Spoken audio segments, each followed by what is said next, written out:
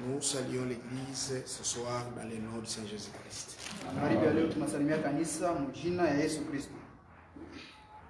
Nous saluons également les frères et sœurs qui nous sont en ligne.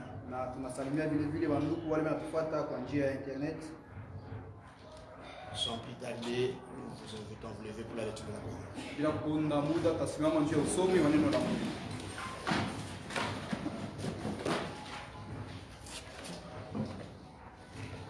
Nous lisons dans Apocalypse chapitre 1.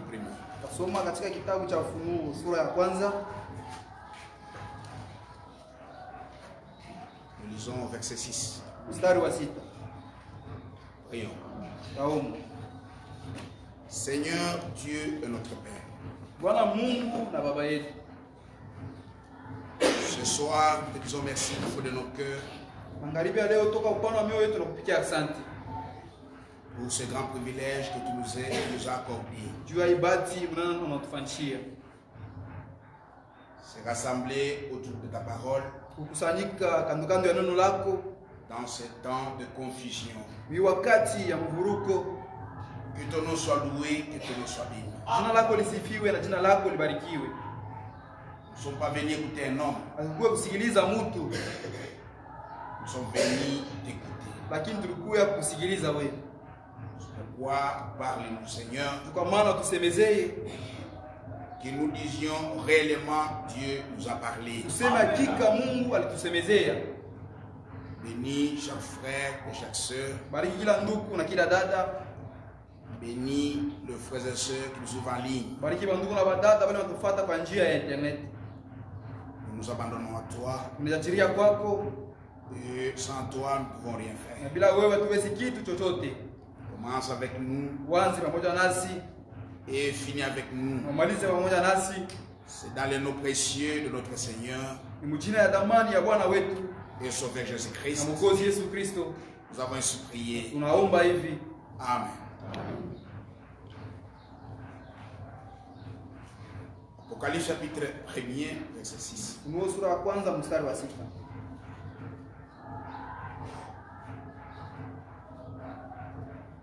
Et qui a fait de nous un royaume des sacrificateurs.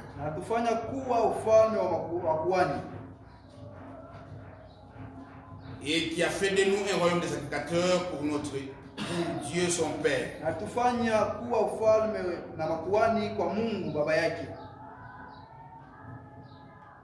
À lui soit la gloire, la puissance, au siècle des siècles. Amen. Pouvons nous mettre.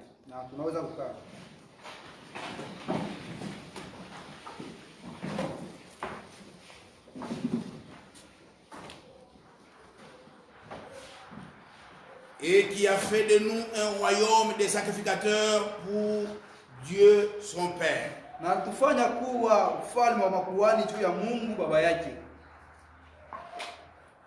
Jésus nous a fait un royaume des sacrificateurs. Nous sommes tous des sacrificateurs. Et ce soir, nous voulons entrer en profondeur comment nous sommes des sacrificateurs. Comment ça se faisait dans l'Ancien Testament et comment nous le sommes maintenant. Si vous lisez dans Hébreux au chapitre 8, le verset 3, Hébreux 8, 3.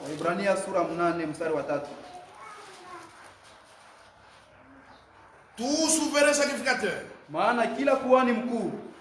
est établi pour présenter des offrandes et des sacrifices. D'où il est nécessaire que celui-ci ait aussi quelque chose à présenter.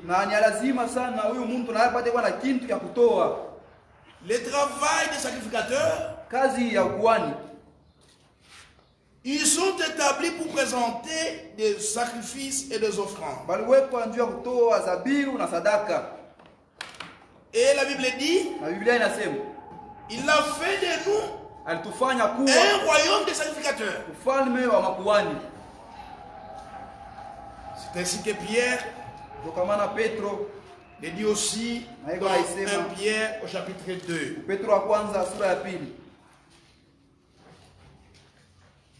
1 Pierre chapitre 2 verset 5.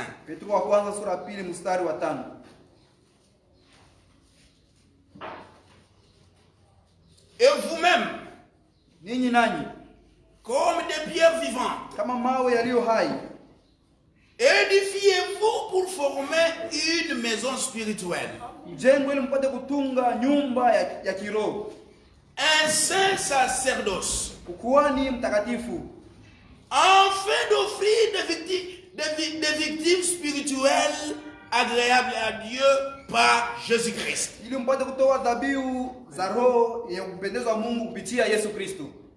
En tant que des sacrificateurs, en tant qu'un royaume de sacrificatures, Pierre vous exhorte. Et vous-même, comme des pierres vivantes, édifiez-vous pour former une maison spirituelle, un saint sacerdoce, afin d'offrir des victimes spirituelles agréables à Dieu par Jésus-Christ. Sortons, nous allons à 9 et 10. Vous, au contraire, vous êtes une race élue, un sacerdoce royal, une nation sainte, un peuple acquis, afin que vous annonciez les vertus de celui qui vous a appelé des ténèbres à son admirable lumière.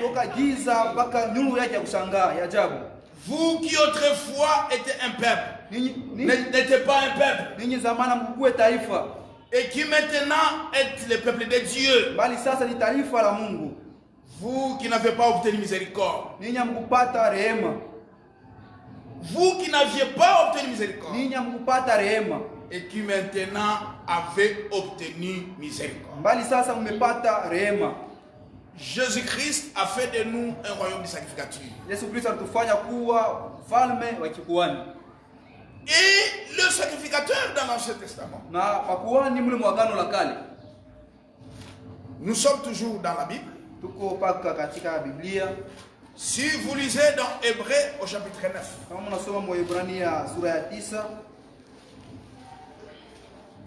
Hébreu chapitre 9,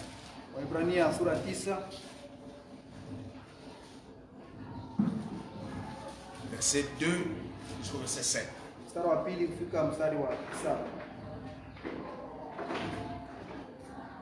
Un tabernacle fut en effet construit dans la partie antérieure, appelée les lieux saints, étaient les chandeliers, la table et le pain de proposition. Derrière le second voile se trouvait la partie du tabernacle appelée les saints des saints,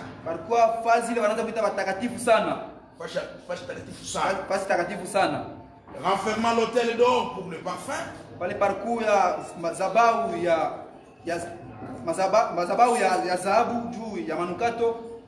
et l'arche de l'alliance, entièrement recouverte d'or. Il y avait dans l'arche un vase d'or contenant la manne. La verge d'Aaron qui avait fleuri, et les tables de l'alliance. Au-dessus de l'arche étaient les chérubins de la gloire, couvrant de leur ombre les propitiatoires. Ce n'est pas le moment de parler en détail là-dessus. Haina wakati ya kusema kabisa kabisa njuu ya ile. Or ces choses étaient ainsi disposées. Japo hivi vitu viliwekwa hivi. Les sacrificateurs qui font le service Wakuhani wale wanafanya ile kazi. entrent en tout temps dans la première partie du tabernacle. Banaanza kuingia kila mara mwile sehemu ya kwanza ya makutano. Et dans la seconde partie, Na mwile sehemu ya pili le souverain sacrificateur, wakuhani wakuu seul, yeye mwenyewe entre une fois par an, anaanza kuingia mara moja kwa mwaka. non sans y porter du sang qu'il offre pour lui-même Haina tu ashikazi kubeba tu damu ile ya kwanza kutoa yeye mwenyewe et pour le peuple et pour le péché du peuple. na anaanza kubeba ni juu ya mazambi ya watu. Dieu voulait habiter au milieu du peuple d'Israël. Mungu alipenda kai katikati ya watu wa Israeli, Le peuple de l'alliance. watu wa agano, Et il a pris Moïse, na alimbeba Musa, il l'a élevé à la montagne. alimuinua kule kumlima. Il dit, je vais te montrer, tu feras le modèle du temple selon le modèle que je te montrerai. Asema utafanya maskani kufuatana na ile hali nitakwambia. Et le Seigneur lui a montré le temple. Na Bwana alimuonesha ile hekalu, Il lui a montré le tabernacle. anamuonesha ile tabernacle. Et Moïse devrait faire cela. Na Musa alipasha kufanya ile. Le tabernacle avait deux parties. Ile hekalu ilikuwa na vipande viwili. La première partie Pande cha kwanza était appelée les lieux saints. iliitwa pahali takatifu.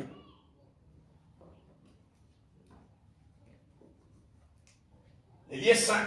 Pahali takatifu. Et la seconde partie Na kile kipande cha pili était appelée les lieux très saints. iliitwa pahali takatifu sana.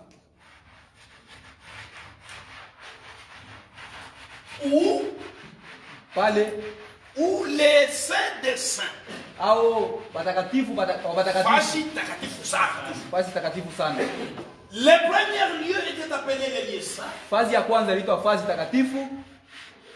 La seconde partie était appelée les lieux très saints. Fazi pale papili paliitwa fazi takatifu sana Ou les saints des saints. au pahali takatifu sana. Et les deux parties étaient séparées par un voile. Na hii pande viwili vilikuwa vinaisha kugawanyiwa na pazia. C'est le voile qui séparait les lieux saints et les saints des saints. Ni hii pazia ndio inaanza kugawanya hii kipande takatifu na ile patakatifu sana. C'est ce que Moïse a fait Ndio kile Musa alifanya. selon le modèle que Dieu lui avait montré sur la montagne. Kufuatana na mfano ile Mungu alimuonesha pale pa mlima. Maintenant, remarquez.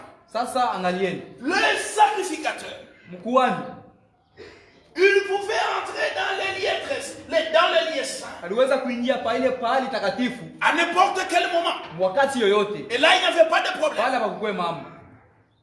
Mais dans les lieux très saints, Sasa pahali takatifu sana, qui est appelé les saints des saints, yaitwa pahali takatifu sana. il n'entrait qu'une fois par an. Anaweza kuingia tu mara moja pa mwaka. Maintenant, remarquez. Sasa angalieni. Dans les lieux saints, Hapa pahali takatifu Moïse a mis les chandeliers. Musa aliweka vinara.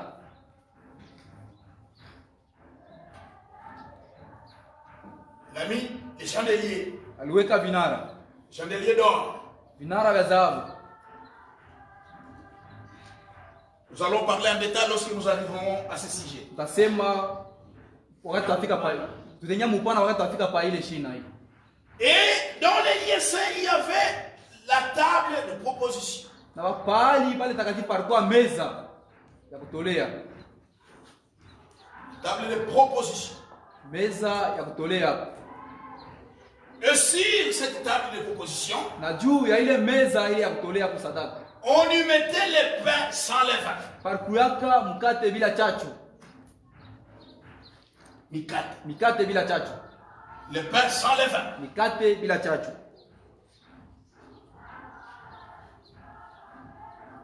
Était placé sur la table de proposition. Iliweka juu ya ile meza ya kutolea kusadaka. Avant, devant les voiles, Mbele ya pazia, toujours dans les lieux saints, paka pa ile pahali takatifu, Moïse avait placé une cuve. Musa aliweka pale kivu. Une cuve d'airain. Aliweka pale kivu ya shaba. Et dans cette cuve, il y avait de l'eau. Na ndani ya ile kivu mlikuwa maji.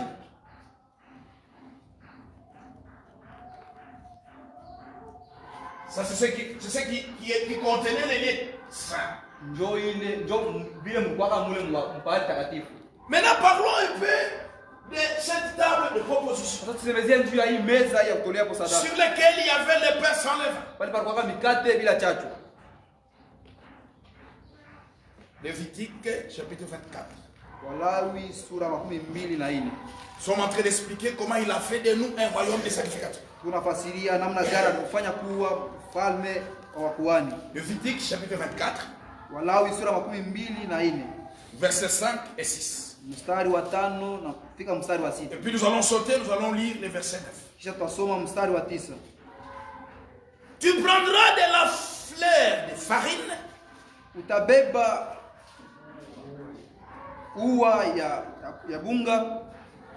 et tu en feras 12 gâteaux. Chaque gâteau sera de 2 dixièmes.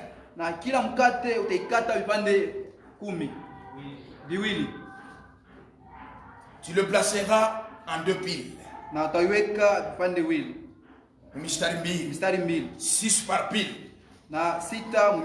Sur la table d'or pire devant l'Éternel. Et le verset 9. Ils appartiendront à Aaron et à ses fils. Ils les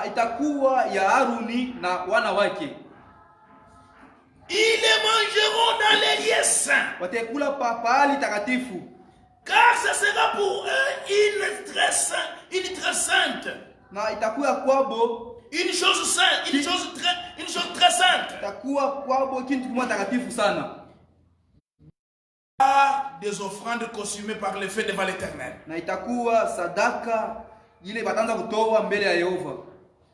C'est une loi perpétuelle. Le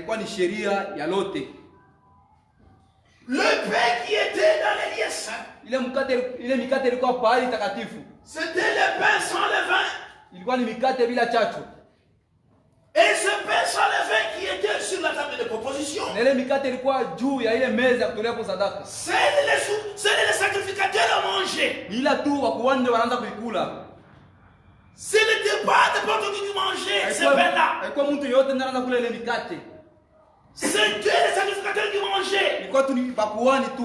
Je pourrais le dire ici. Il appartiendra à Aaron et à ses fils, c'est-à-dire les sacrificateurs, de manger ce pain-là.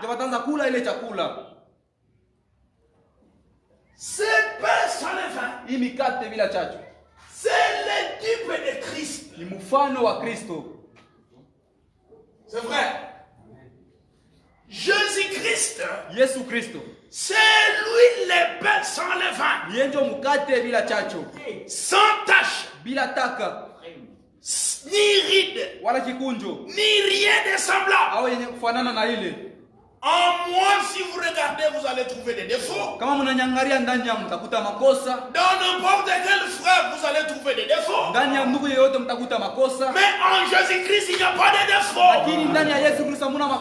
Il est l'agneau sans défaut. C'était lui.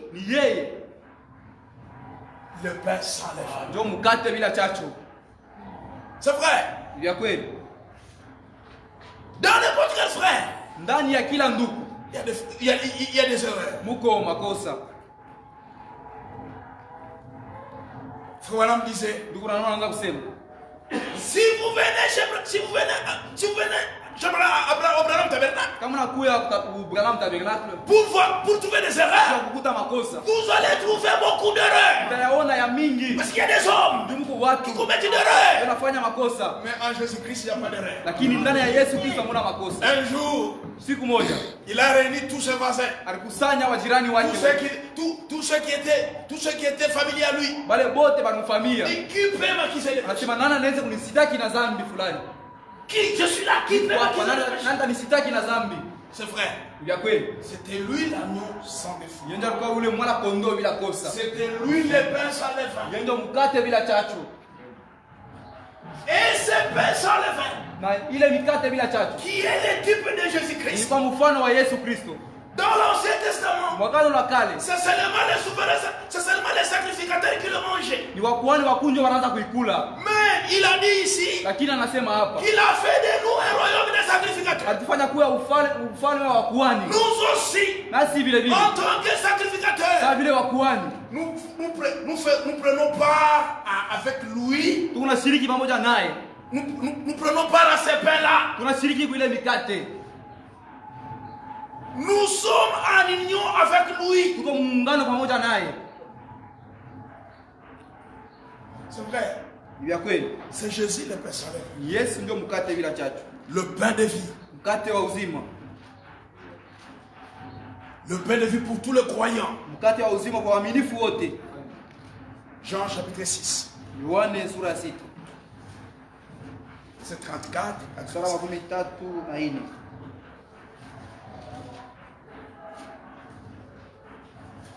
Il lui dit, akamwambia, Seigneur, Bwana, donne-nous toujours ce pain.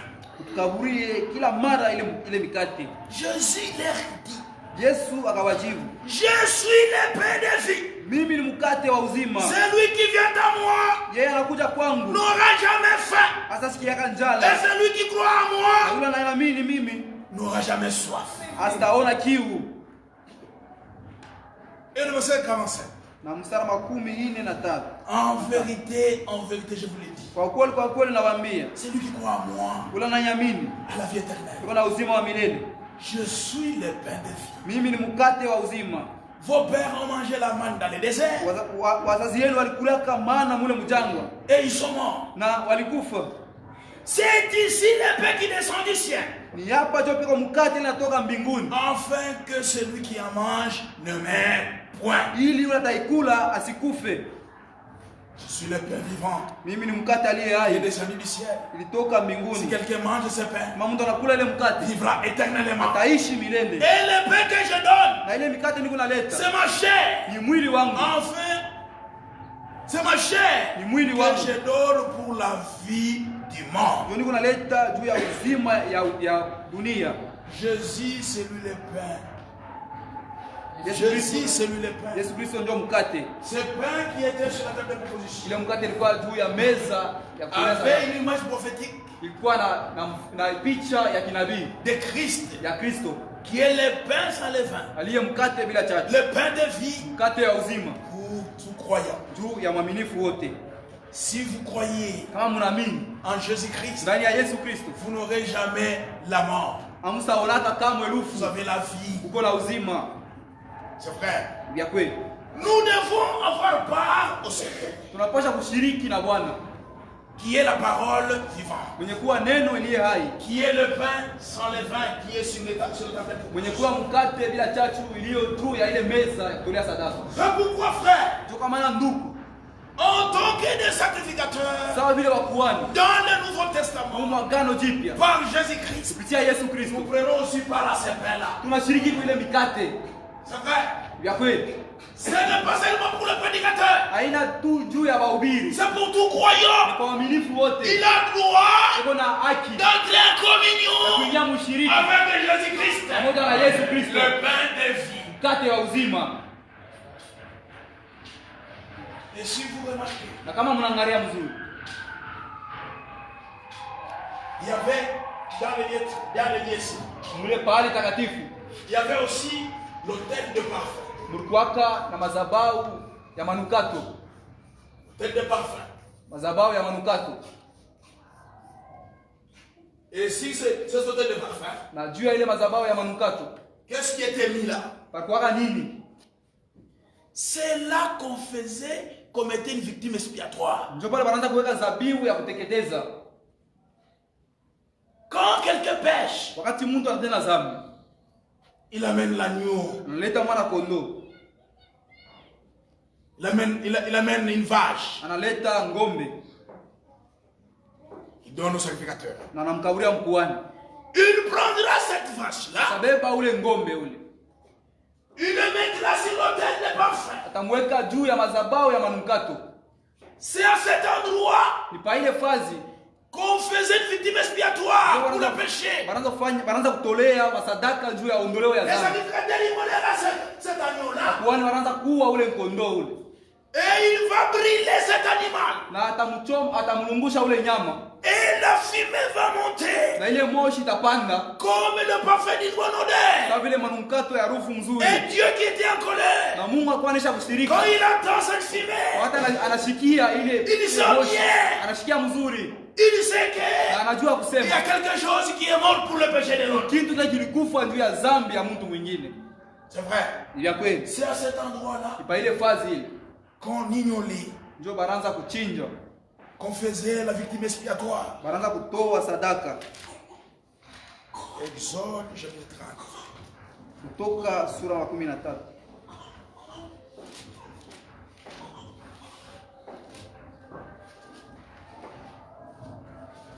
Verset 1. Mstari wa kwanza. Tu feras un autel pour brûler le parfum. Na utafanya madhabahu ndio ya kulungusha manukato. Tu le feras de bois d'acacia. Na utafanya na muti wa kasia. Et le verset 6 à 10. Na mstari wa 6 ufika mstari wa 10. Tu placeras l'autel en face du voile. Na utaweka ile madhabahu mbele ya pazia qui est devant l'arche du témoignage. iliyo karibu na sanduku ya ushuhuda. En face du propitiatoire. Mbele na kiti cha rehema qui est sur le témoignage. kilicho juu ya ushuhuda. Et où je me rencontrerai avec toi. Na hapo nitakapokutana nawe, Aaron il fera brûler le parfum odorifiant. Na Aruni atachoma ile uvumba ile harufu. Il en fera brûler chaque matin. Atachoma kila asubuhi. Lorsqu'il préparera les lampes. Wakati ataanza kutayarisha mataa. Il en fera brûler aussi entre les deux soirs. Atachoma katikati ya magharibi. Lorsqu'il arrangera les lampes. Wakati atatengeneza mataa. C'est ainsi que l'on brûlera à perpétuité du parfum devant l'Éternel parmi vos descendants. Ndio vile wataanza kuchoma kwa lote mbele ya Yehova kwa uzao wenu wote. Vous n'offrirez sur l'autel ni parfum étranger. Hamtatoa juu ya masadaka, juu ya sadaka, Vous n'offrirez sur l'autel. Hamtatoa juu ya madhabahu ni parfum étranger, sadaka mgeni, ni holocauste, wala sadaka kuteketezwa, ni offrande, wala sadaka. Et vous n'y répandrez aucune libation. Ya unga na Musa mimia kinywaji. Une fois chaque année, Aaron fera des expiations sur les cornes de l'autel. Mara moja kwa mwaka Aruni atafanya sadaka avec le sang de la victime expiatoire. Pamoja na ile sadaka na ile damu ya ule nyama ule. Il y sera fait des expiations une fois chaque année parmi vos descendants. Atafanya mara moja kwa mwaka katikati ya uzao wenu. Ce sera une chose très sainte devant l'Éternel. Natakuwa kitu takatifu mbele ya Yehova.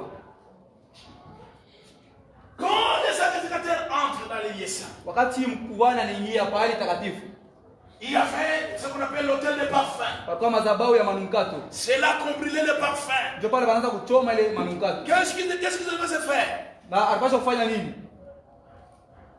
L'autel de parfum. Sur l'autel de parfum. Juu ya madhabahu ya manukato. C'est là qu'on mettait la victime expiatoire. Ndio pale wanaanza kuweka ile sadaka ya kuteketeza.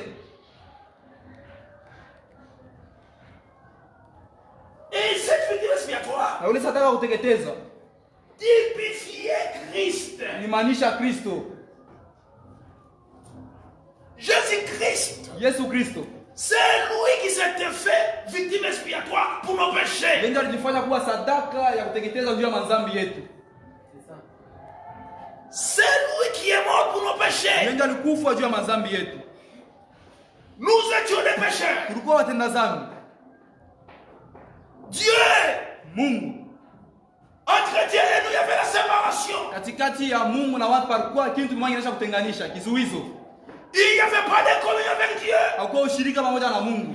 Il faudrait que Jésus-Christ, ilipashwa Yesu Kristo, en tant que sacrifice, kama vile sadaka, soit tué, auawe, afin que ili la communion avec Dieu retourne encore avec toi et Dieu. ushirika na Mungu upate kurudia katikati yako na Mungu. C'est Jésus-Christ qui était cette offrande. Yesu Kristo ndio alikuwa ile sadaka. Comme Paul le dit dans Ephésiens chapitre 5. Sawa vile Paulo anaisema mu Efeso sura 5. Ephésiens chapitre 5. Wa Efeso sura 5 verset 1 à 2. Mstari wa kwanza wafika mstari wa pili. Devenez donc les imitateurs de Dieu. Hivyo mfuateni Mungu comme des enfants bien-aimés. Kama watoto wapendwa. Et marchez dans la charité. Na mtembeeni katika mapendo. À l'exemple de Christ. Kwa mfano wa Kristo. Qui nous a aimés. Naye alivyotupenda. Et qui s'est livré lui-même à Dieu. Ninyi tena alijitoa kwa Mungu. Pour nous. Kwa ajili yetu. Comme une offrande. Kama vile sadaka. Et un sacrifice de bonne odeur. Na zabihu za harufu mzuri. C'est vrai. Bien kweli. C'est Christ qui était le type. Yesu Kristo ndo alikuwa mfano. Et ce sacrifice-là. Wa ile sadaka.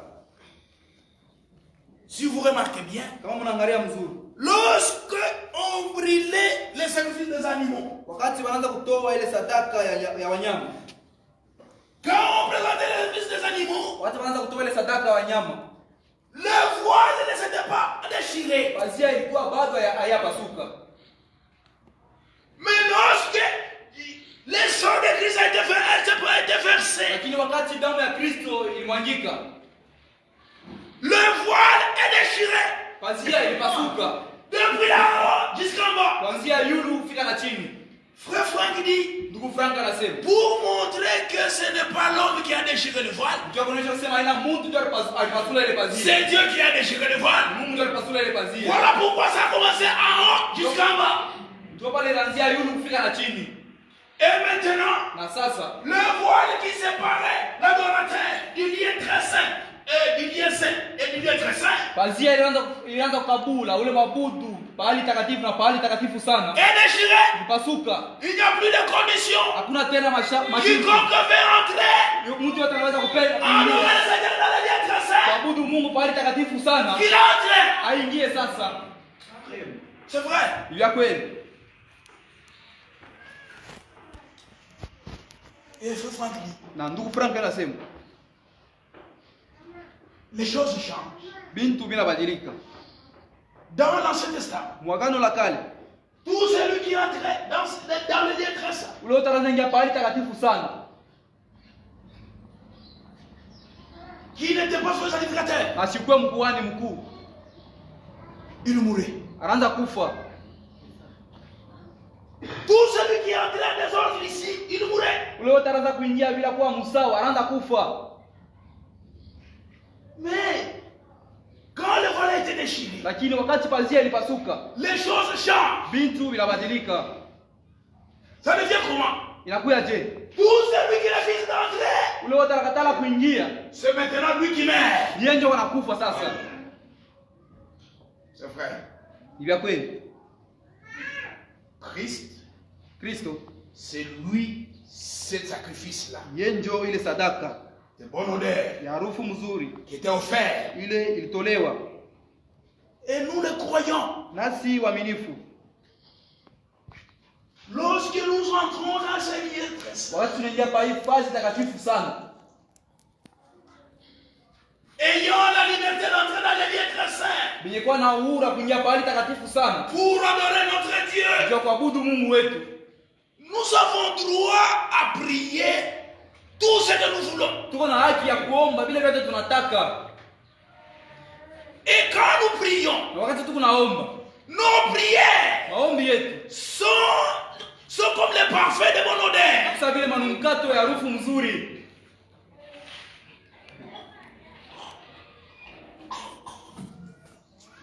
Psalm 140. Zaburi 141.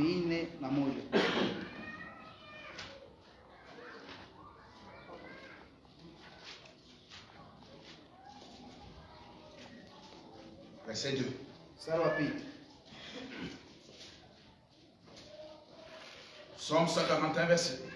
Zaburi 141. Mstari wa pili. Que ma prière soit devant ta face comme l'essence. Sala yangu iwe mbele yako sawa vile uvumba. Et l'élévation de mes mains comme l'offrande du soir. na kuinua mikono yangu sawa vile sadaka ya magharibi. Lorsque nous prions, wakati tunaomba, Dieu reçoit nos prières. Mungu anapokea maombi yetu. Nous qui croyons en Jésus-Christ, tunaamini Yesu Kristo, Dieu reçoit nos prières. Mungu anapokea maombi yetu Comme le parfum de bonne odeur. sawa vile sadaka ya harufu nzuri. Parce que nous prions au nom de Jésus-Christ. Tunaomba ni mjina ya Yesu Kristo. Apocalypse chapitre 8. Ufunuo Apocalypse 8. Ufunuo sura ya 8 verset 3. mstari wa 3. Et un autre ange vint. Na malaika mwingine akaja. Il se tient sur l'autel. Akasimama mbele ya madhabahu. Et il y a un accessoire d'or. Mwenye chetezo cha dhahabu. On lui donna beaucoup de parfums. Akapewa uvumba mwingi. Afin qu'il les offrit. Ili apate kuitoa. Avec les prières de tous les saints. Pamoja na maombi ya watakatifu wote. Sur l'autel d'or qui est devant le trône. Juu ya madhabahu ya dhahabu iliyo mbele ya kiti cha enzi. Frère Franck a pris cette écriture d'Apocalypse 8. Ndugu Frank alibeba hii andiko ya Ufunuo sura ya 8. Il a lu aussi Apocalypse chapitre 5. Alisoma vile vile Ufunuo sura ya 5 au verset 8. mstari wa 8. Apocalypse 5, 8. Ufunuo sura ya 5 mstari wa 8. Quand il prit les livres, wakati alichukua kitabu, les 4 êtres vivants, hao wenye hai wane et les 24 vieillards, na wale wazee wa 12 se prosternèrent devant l'agneau, wakaanguka mbele ya mwana kondoo, tenant chacun une harpe, kila mmoja wao alikuwa na kinumbi et des coupes d'or remplies de parfums, na vikombe vya dhahabu vyenye kujaa na manukato, qui sont les prières des saints. nayo ni maombi ya watakatifu. Amen. Lorsque les saints prient, wakati watakatifu wanaomba, Dieu prend leurs prières. Mungu anabeba maombi yao. Il les sent comme le parfum de bonne odeur. Unasikia sasa vile manukato ya harufu nzuri. Nous lisons, frère Franck. Tasoma ndugu Frank. Christ et son église dans la prophétie. Kristo na kanisa yake katika unabii. Page 26. Pagina 26.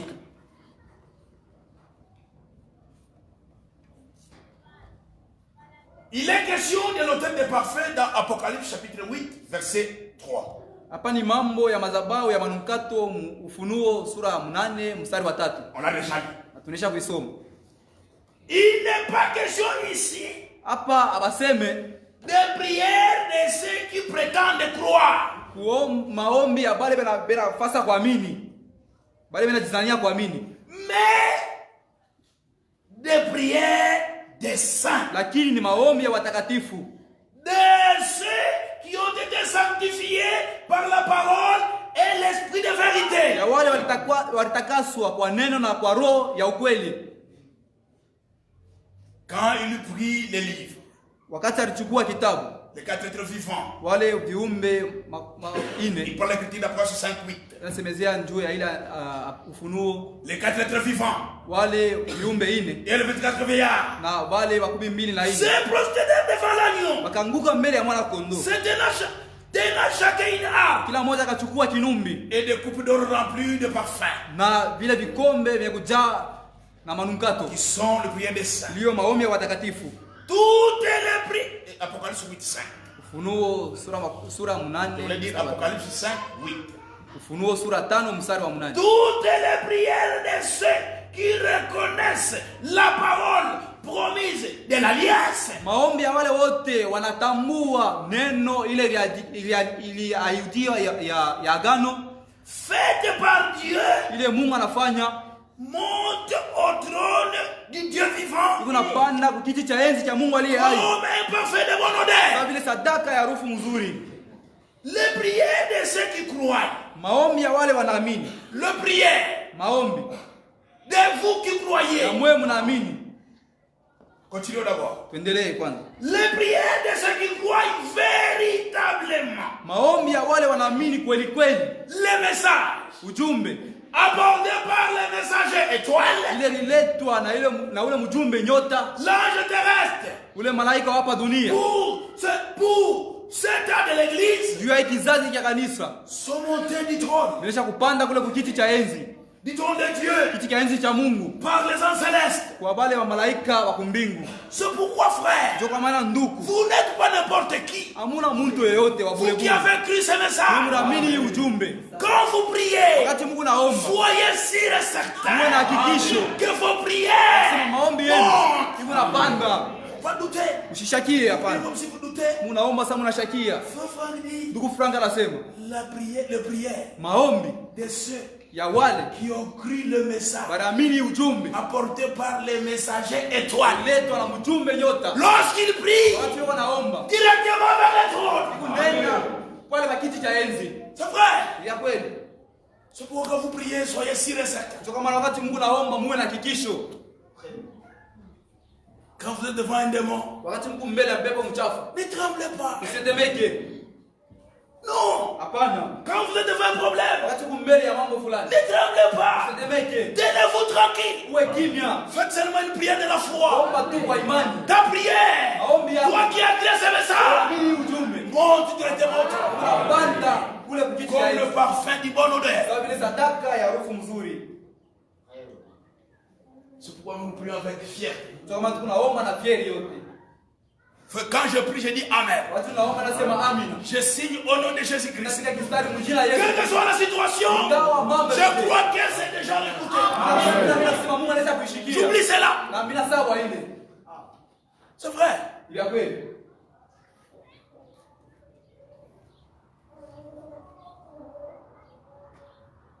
La parole révélée dans chaque âge.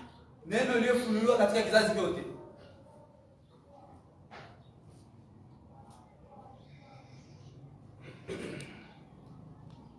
Les prières de ceux qui croient véritablement le message apporté par le messager étoile. Maombi ya wale banaamini hakika ujumbe ya ule ujumbe nyota. L'ange terrestre pour cette âge de l'église Malaika wa hapa njoo ya kizazi ya kanisa. sont portés au trône de Dieu par les anges célestes. Kunenda kiti cha enzi cha Mungu kupitia wa malaika wa. La parole révélée dans chaque âge Neno iliyofunuliwa kizazi chote. Par du trône de Dieu. Ikunenda kiti cha enzi cha Mungu. Et les prières de ces saints Na maombi ya wale watakatifu qui ont reçu cette parole walipokea ile neno retourneront au trône. itarudia kiti cha enzi. C'est vrai. C'est ça la signification de cet autel de parfum. Nous aussi, quand nous voulons offrir un sacrifice à Dieu notre Père, c'est pourquoi nous ne devons pas être distraits. Nous devons prendre nos enfants de se calmer pendant que nous offrons de l'offrande à Dieu. On doit être dans le calme. Nous communions avec notre Père. Ça se fait, c'est quelque chose qui se fait. Ça se fait quelque chose. Qu'est-ce qu'il n'a pas les yeux de la foi qui comprendra rien? C'est pourquoi Frère Branham, il ne voulait pas que dans son église les enfants commencent à circuler pendant la prière. Il y a quelque chose qui se passe. C'est directement vers le trône. C'est vrai. Il n'y avait pas seulement l'autel de parfum. Il y avait aussi la cuve. La cuve des reins.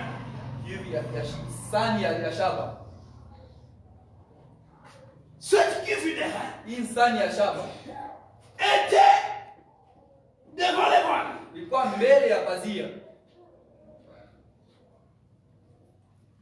Le sacrificateur, avant d'entrer dans les lieux très saints, avant d'entrer devant la face italienne, il devait faire 3 choses. La première des choses, il doit se laver.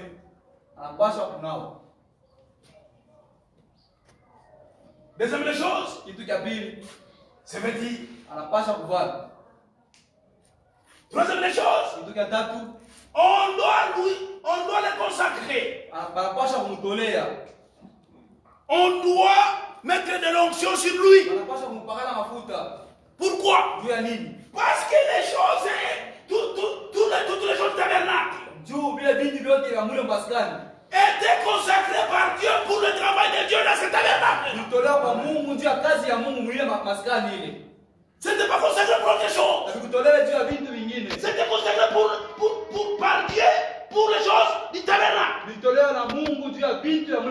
Maintenant, lui aussi devrait aussi être consacré pour utiliser les choses consacrées.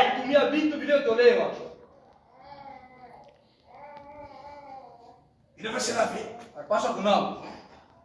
Il devrait se vêtir. Et il devrait être ouais. C'est pourquoi il y a la cuve de rein.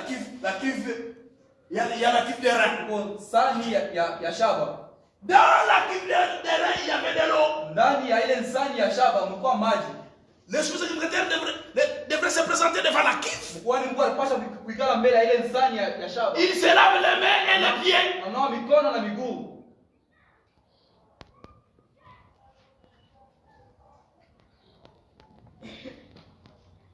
Exode. Exode chapitre 30. Verset 17. Jusqu'à 21. Moi je vais lire en sautant. L'Éternel parla à Moïse et dit: tu feras une cuve d'airain avec base d'airain pour les ablutions. Tu la placeras entre la tente d'assignation et l'autel et tu y mettras de l'eau.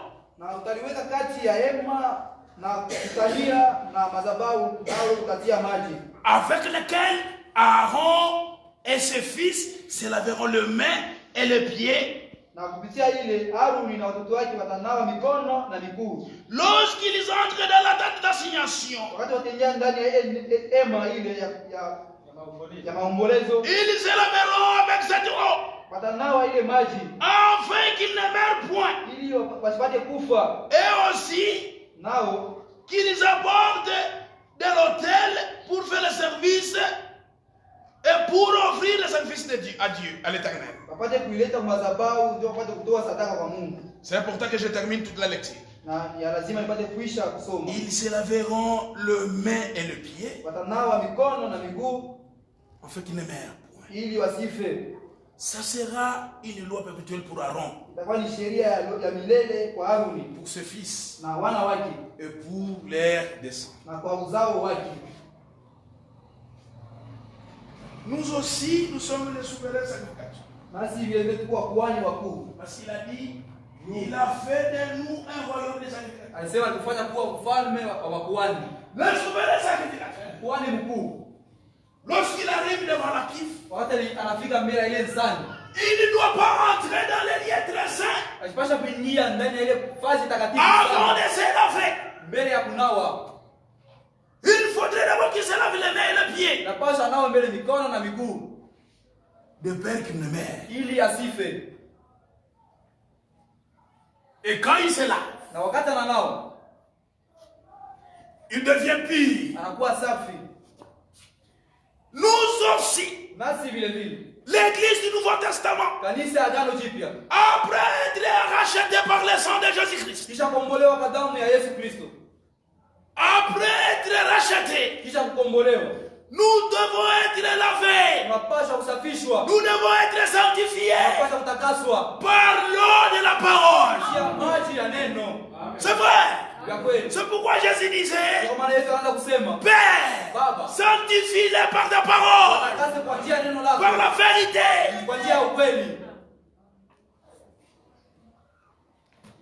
Jean 17.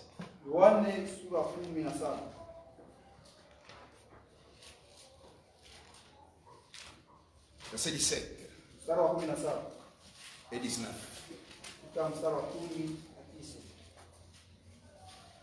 Sanctifie-les par ta vérité. Watakase kwa ukweli wako. Ta parole est la vérité. Neno lako ndio ukweli. Et le verset 19. Na mstari wa 19. Et je me sanctifie moi-même pour eux. Na najitakasa mimi mwenyewe juu yabo, afin qu'eux aussi soient sanctifiés par la vérité. ili wao wapate kutakaswa kupitia ukweli. Lorsque nous écoutons la vérité, watu wanasikia ukweli. plus nous écoutons, zaidi plus tunasikia. ne mensonge pas. Zaidi bongo kunatoka. Plus nous écoutons, zaidi tunasikia. plus ne volent pas. Zaidi wizi La kunatoka. parole nous sanctifie. Neno linatutakasa. Amen. C'est vrai. C'est la parole neno qui est l'eau pure. Maji safi. C'est pourquoi nous venons. Tukamana tunakuja. Même si nous sommes occupés, hata kama tuko na maoccupation, nous nous dérangeons pour venir. Tuko nafanya nguvu nje. Écoutez la parole. Sikia neno. Pourquoi? Juu ya nini? Ça nous aide. Kinatusaidia. C'est vrai. Ni vya kweli. Et dans Hébreux au chapitre 10. Na Mwaebrania sura 10. Écoutez ce que le serviteur de Dieu Paul dit. Usikie kile mtumishi wa Mungu Paulo anasema. Hébreux 10. Waebrania sura 10. Verset 21 à 22.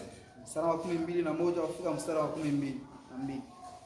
Et puisque nous avons un souverain sacrificateur, na sababu tuko na kuhani mkuu établi sur la maison de Dieu, mwenye kuweka juu ya nyumba ya Mungu, approchons-nous avec un cœur sincère, karibia na moyo wa kweli wa haki, dans la plénitude de la foi, kwa utimilifu wa imani, le cœur purifié d'une mauvaise conscience, mioyo yenye kusafishiwa na dhamiri safi, et le corps lavé d'une eau pure. Mili yenye kusafishwa na maji safi. Nous ne sommes pas seulement lavés, ce n'est pas seulement le corps qui est lavé. Haina tu mwili ndio iko yenye kusafishiwa. Notre esprit est lavé. Roho yetu inaisha kusafishiwa. Et notre âme. Na nafsi yetu. Nous sommes purifiés. Tuko wenye kutakaswa. Nous sommes sanctifiés. Tuko wenye kutakaswa, wenye kusafishwa. C'est vrai. Ni vya kweli.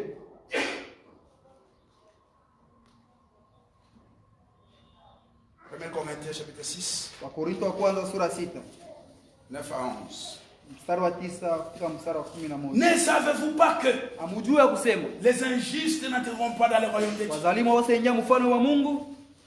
Ne vous y trompez pas.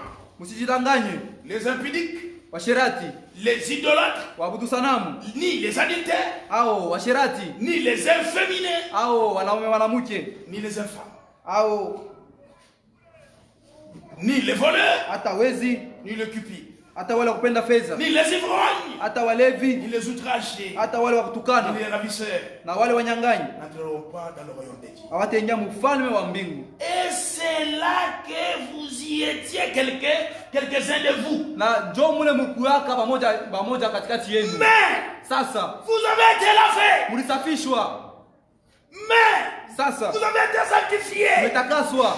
Mais sasa vous avez été justifiés mulihesabiwa haki au nom du Seigneur Jésus-Christ, jina ya Yesu Kristo, et par l'Esprit de notre Dieu. kupitia roho ya Mungu wetu. Nous étions aussi de leur nom. Tulikuwa mgwingi yao katikati yao. C'est vrai. Ni vya kweli. Et cette eau qui nous purifie, na ile maji inatutakasa, inatusafisha. cette eau pure, Ile maji safi c'est la parole de Dieu. ni neno la Mungu. Ephésiens. Wa Efeso.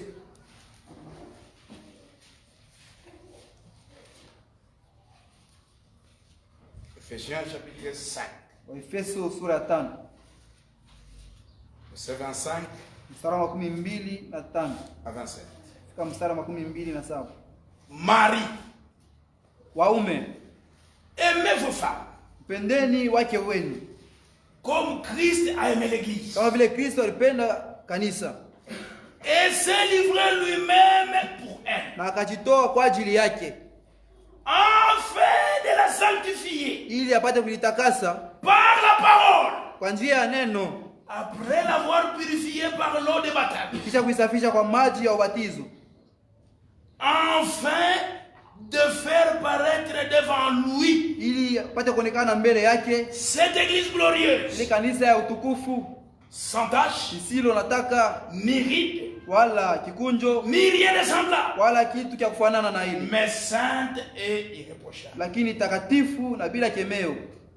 Il devrait aussi, Alipashwa après s'être lavé, kisha kusafishiwa, qu'est-ce qu'il devrait encore faire? alipashwa kufanya tena nini? On devrait le vêtir. Alipashwa kumvalisha. Oui. Il y avait des habits confectionnés pour cette affaire. Kulikuwa manguo ile walikuwa wanaisha kushona njoo ya ile mambo ile. Après ça, c'était lavé. Kisha kunawa. Les souverains devraient se vêtir. Kwani mkuu alipasha kuvala manguo. Comme c'est écrit dans Exode 29:29. Sawa vile imeandikwa katika kitabu ya Kutoka 22:29. Les vêtements sacrés d'Aaron, ile manguo takatifu ya Aroni, seront après lui pour ses fils. Kisha yeye itakuwa juu ya wana wake.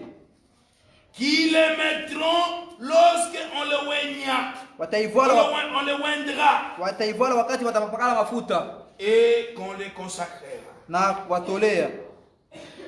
Il devrait d'abord, après s'être lavé, se vêtir. Kisha kunawa walipaswa kuvala. Et nous aussi. Nasi vile vile. Après s'être lavé, kisha kunawa, nous devons aussi nous vêtir. tunapaswa kuvala. C'est vrai. Vya kweli.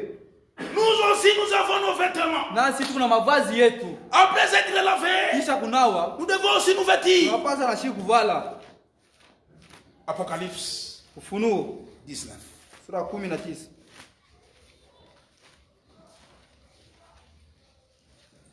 Versets 7 et 8. Mstari wa 7 mpaka mstari wa 8. Réjouissez-vous. Furahini. Et réjouissons-nous et soyons dans l'allégresse. Na tushangilieni. Donnons-lui gloire. Tumupe utukufu. Car les noces de l'agneau sont venues. Kwa maana harusi ya mwana kondoo imekuja. Et son épouse se préparait. Na mke wake amekwisha kujitayarisha. Et il lui a été donné de se vêtir. Naye amempewa kuvaa d'un fin lin. Kitani nzuri. Éclatant. Yenye kung'aa. Pur. Safi. Car le fin lin. Kwa maana kitani nzuri. Ce sont les œuvres justes des saints. Matendo ya haki ya watakatifu. C'est vrai. Ni vya kweli. Nous aussi attendons les choses sacrificateurs. Na sasa vile wakuhani wakuu. Après s'être lavé. Kisha kunawa. Nous portons. Kunavaa. Nous nous vêtissons. Kunavala. Des œuvres justes des saints. Matendo mema ya watakatifu. Qui sont appelés aussi l'habit du salut. Imekuitwa nguo ya wokovu. Comme Esaïe l'a appelé. Sawa vile Isaya alitaja. Esaïe 61 verset 10. Isaya 61 mstari wa 10. Je me réjouirai en l'Éternel. Nitafurahiwa ndani ya wa milele. Mon âme sera ravie d'allégresse. Nafsi yangu itashangilia. À mon Dieu. Kwa Mungu wangu. Car il m'a vêtu des vêtements du salut. Kwa maana alinivika manguo ya wokovu. Tous ceux qui portent les vêtements du salut. Wale wote wanavala manguo ya wokovu. Se réjouissent. Wanafurahiwa. C'est vrai. Ni vya kweli. Et après, na kisha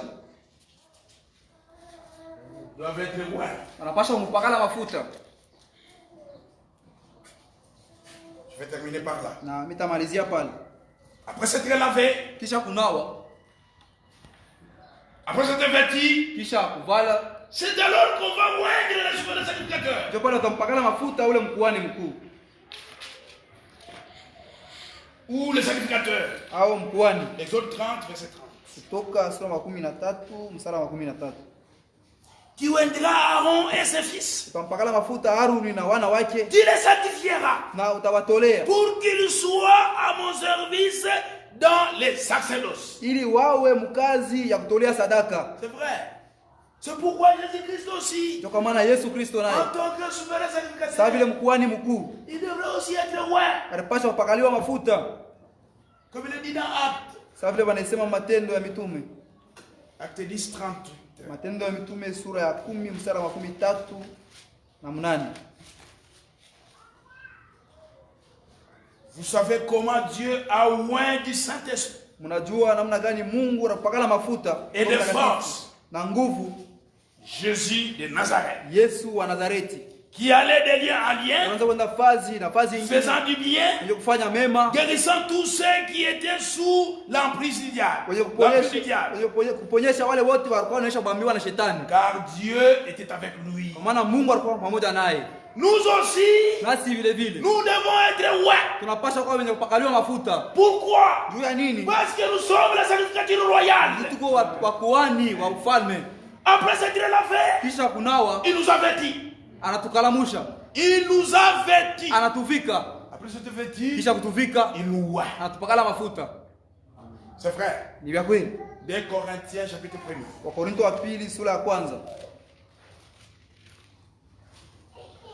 21 avec. Et celui qui nous a fermés avec vous en Christ, et qui nous a oué, c'est Dieu, lequel nous a aussi marqué d'un sceau et a mis dans nos cœurs les arts de l'esprit. Il nous a oué. Il ne oué pas n'importe qui.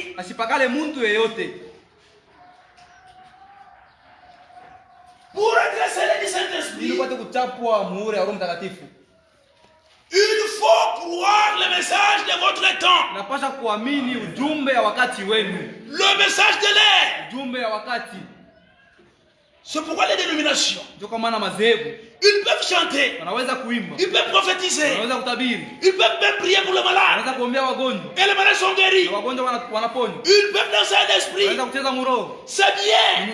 Mais en ce qui concerne les éléments du Saint-Esprit, Dieu ne peut jamais les sceller du Saint-Esprit. Pourquoi? Parce qu'ils n'ont pas crié au message de leur temps. Ils sont dans les mensonges. Pour être scellé du Saint-Esprit, il faut d'abord croire la vérité. C'est vrai. Je termine là-bas.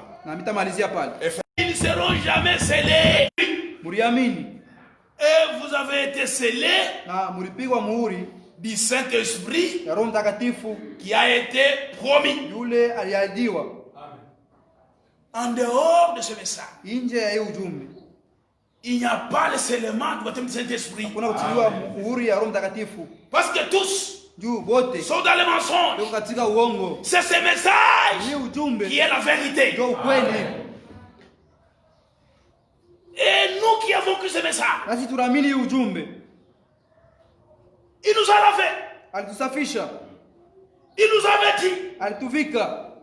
Et il nous a oué du Saint-Esprit. Nous sommes les scellés. Le vainqueur de la Odyssée. C'est vrai. C'est nous les vainqueurs. C'est nous les élus. Parce que nous croyons les paroles de Dieu telles qu'ils ont été écrites. Lorsque Dieu dit, voici je vous enverrai Élie le prophète, nous disons Amen. On n'a pas dit non. Lorsqu'il dit, je vous enverrai la mission des docteurs pour vous enseigner, le serviteur fidèle et prudent. C'est l'homme 45 à 45. Nous disons Amen. Nous croyons à toute la parole. Et après avoir crié, il nous trouve dignes. Il vient, il nous scelle la parole. C'est vrai. Que le Seigneur Dieu bénisse. Nous avons fini avec tout ce qui s'est passé dans les décrets et dans les liens. Et nous allons continuer dimanche Dieu. Que le Seigneur Dieu bénisse.